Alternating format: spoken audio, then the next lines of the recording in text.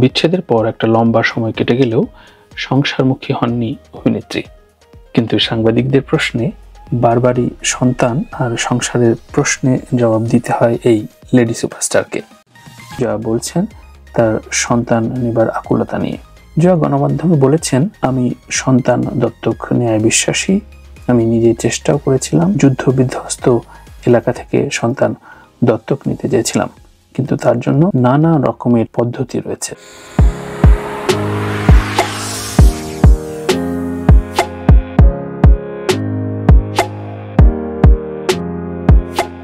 ব্যক্তি জীবনে দীর্ঘদিন ধরেই সিঙ্গেল অভিনেত্রী জয়া আহসান। ভালোবেসে 1998 সালে ফয়সাল আহসানকে বিয়ে করলেও 2011 সালে বিচ্ছেদের পথে হাঁটে এই জুটি। এরপর আর নতুন কোনো সম্পর্কে জড়াননি জয়া। বিচ্ছেদের পর একটা লম্বা সময় কেটে গেলেও সংসারমুখী হননি অভিনেত্রী।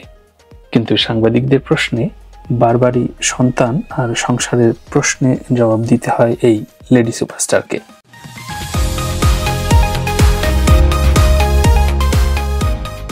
সম্প্রতি ডিয়ার মা নামের একটি চলচ্চিত্রে কাজ করছেন জয়া আহসান। সেখানে গল্পই বেড়ে উঠেছে মা মেয়েকে নিয়ে, তাই ছবির প্রচারণাবলী বা নিজস্ব অভিব্যক্তি। জয়া বলছেন তার সন্তান নেবার আকুলতা নিয়ে।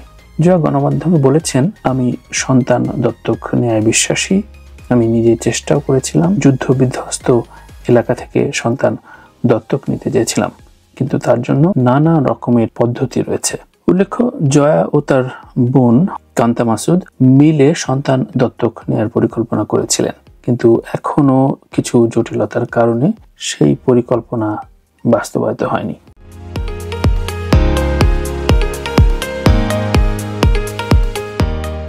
দম্পতিদেরও সন্তান দত্তক নেয়ার পরামর্শ দেন জয়া।